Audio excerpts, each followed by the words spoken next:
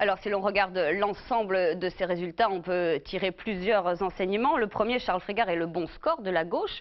Sur l'ensemble des listes de gauche totalise près de 43% des voix. Enfin, deuxième enseignement, même si c'est une liste de droite qui arrive en tête de ce scrutin, elle suit tout de même un revers, au vu par exemple du score de José Rossi. Oui, comme au plan national, la droite insulaire a donc subi un revers cuisant hier. Certes, Camille de Rocazert est arrivée en tête, mais cette première place, chèrement acquise, masque une réelle désaffection de l'électorat pour la majorité sortante. Alors le score de José Ross, à peine plus de 6%, on vient de le dire, est la démonstration d'un reflux de la droite. Une fusion des listes de Rocazert-Ross pourrait redynamiser l'électorat de droite, mais pour l'heure, cette fusion paraît illusoire.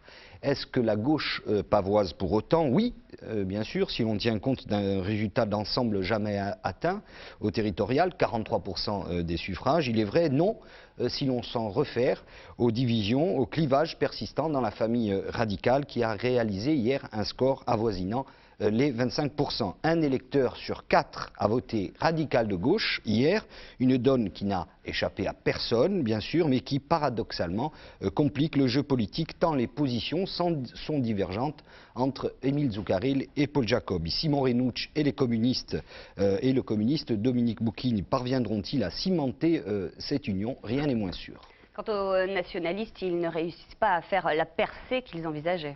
Oui, les nationalistes n'ont pas réalisé la percée escomptée, 15% des voix au total, un échec relatif dû, on le sait, à une union constituée trop tardivement. Mais pour ce second tour, le ticket Talamone-Siméon dispose d'une belle carte à jouer, celle de parvenir à passer en tête à l'issue du second tour.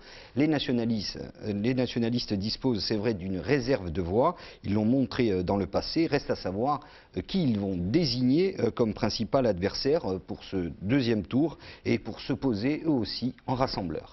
Merci Charles, on vous retrouve tout à l'heure pour d'autres analyses. Avant de voir à travers des reportages comment les différentes forces politiques s'organisent pour le second tour, écoutez la réaction d'un certain nombre de chefs de file de gauche, à commencer par Paul-Antoine Lugiani du Parti communiste, qui estime que le résultat d'hier soir est une sanction contre le gouvernement Raffarin. Écoutez.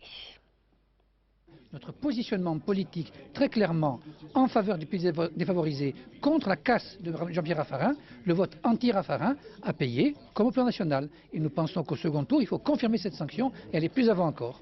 Nous pensons que la gauche populaire pour une Corse citoyenne peut prétendre rassembler encore beaucoup plus de voix de gauche au second tour. En tout cas, nous appelons tous les électeurs et les électrices de gauche qui veulent vraiment que les grands idéaux de la gauche, que la défense des plus déshérités, que les grands problèmes sociaux arrivent à l'Assemblée de Corse, nous appelons à nous rejoindre pour le second tour. On ne va pas changer entre le premier et le deuxième tour. Nous avons toujours dit que nos militants nous avaient demandé de regrouper les forces de gauche, de les rencontrer et de s'unir sur un projet, avec un contrat d'alliance, avec un contrat de gouvernance sur un schéma concernant l'exécutif. Et c'est ceux qui sont arrivés en tête qui devront faire des propositions. Et ensuite, soit nous sommes d'accord et on participe et on vote, soit et on soutient, soit on n'est pas forcément d'accord, on peut soutenir, soit on n'est pas du tout d'accord, ni on participe, ni on soutient. Si les 3 députés de gauche s'étaient assis autour d'une table il y a un mois ou 2, s'ils avaient élaboré un projet pour la Corse, vous ne croyez pas qu'on en serait dans une situation un peu différente aujourd'hui, s'ils ne seraient pas en train de se livrer aux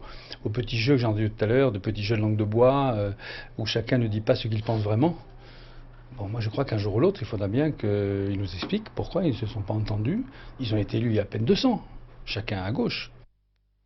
Et puis parmi les petites listes, entre guillemets, celle de Toussaint Lugiani ne franchit pas le seuil.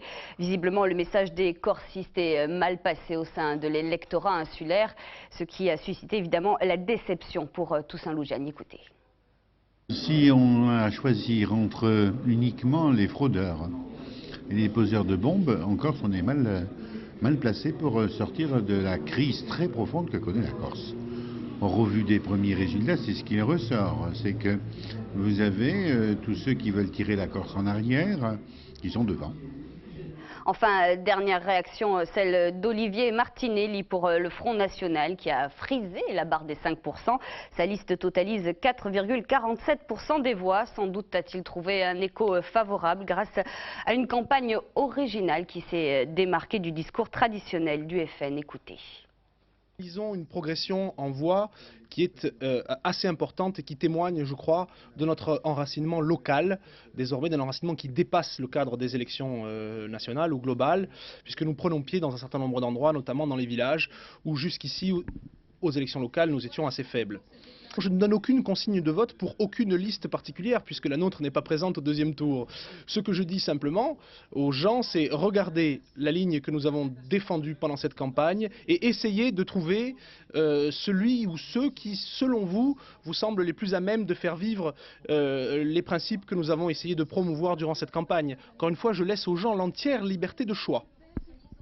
Alors en Corse comme ailleurs, on note, vous l'avez dit Charles Frégard, que la droite perd des points. Reste que la liste emmenée par Camille de Rocazers est arrivée en tête hier soir avec près de 15% des voix.